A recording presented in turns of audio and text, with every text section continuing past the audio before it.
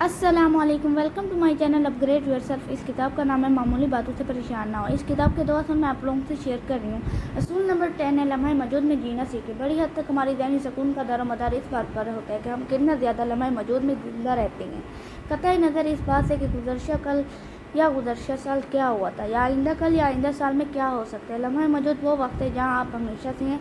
इस बात पर भी कोई एतराज़ या सवाल नहीं उठाया जा सकता। हम में से अक्सर लोग इस ज़हनी आर्ज़े में मुब्तला हैं कि हम एक ही वक्त में बहुत सी चीज़ों के बारे में परेशान रहते हैं। हम मादी के मसाइल और मुस्तक़बिल के ख़दशात को इजाज़त देते हैं कि वो हमारे लम्हे मौजूद पर इतना ज़्यादा हावी हो जाए कि हम आखिर में परेशान, मुस्तरब और मायूस हों।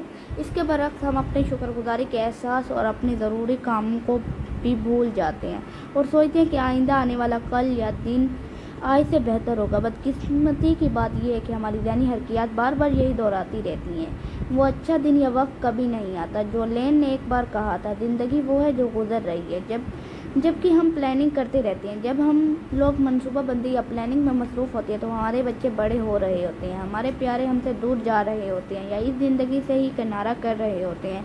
हमारे जिस्म की साख बदल रही होती है और हमारे ख्वाब हमारी आंखों से ओझल हो रहे होते हैं। मुख्तसर ये है कि हम ज़िंदगी को ज़ाया कर देते हैं। बहुत से लोग ज़िंदगी ऐसे गुजारते हैं जैसे ये किसी आने वाले दिन की ड्रेस हो।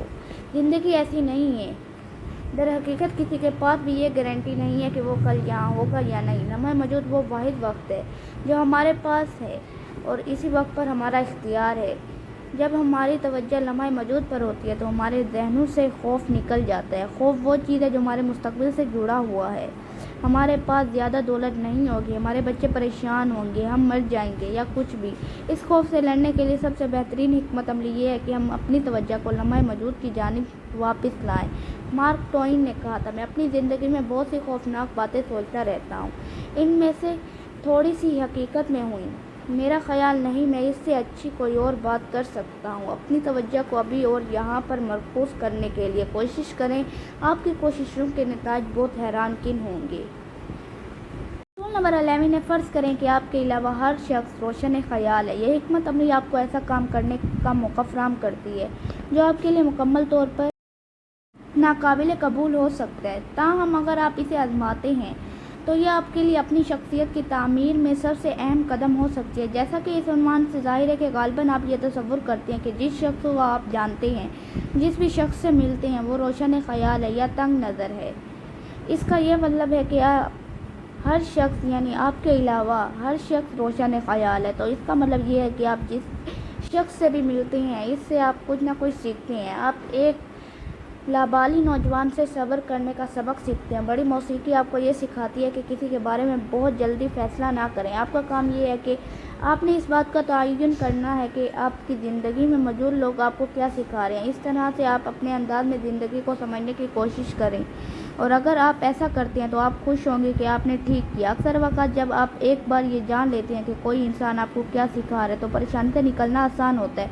मिसाल के तौर पर आप डाक खाने में हैं और डाक क्लर्क ने वाज़े तौर पे ऐसा लगता है कि जानबूझकर सुस्त रोई का मुजाहिरा कर रहा है, तो परेशान होने के बजाय आप सवाल करें कि ये मुझे क्या सिखाना चाहता है। शायद वो आपकी हमदर्दी का सबक देना चाहता हो। आप पसंद नहीं करते वो कितनी मुश्किल हो सकती है, या शायद आप सब्र करने से ज़्यादा भी कुछ सीख सकते हैं। कतार में खड़े होकर इंतज़ार करना अपनी बेसब्री की आदत से छुटकारा पाने का एक ही ज़रिया है।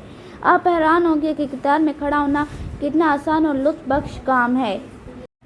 इस वक्त आप असल में ये कर रहे होते हैं, ये ऐसा क्यों कर रहा है, बजाय आप ये सोचते हैं ये मुझे क्या सिखा रहा है।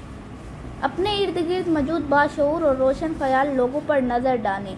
अगर मेरी वीडियो अच्छी लगी हो तो चैनल को सब्सक्राइब और वीडियो को लाइक और शेयर करना ना भूलें। मिलते हैं एक नई वीडियो में नए असूल के साथ। अल्लाह हाफिज़।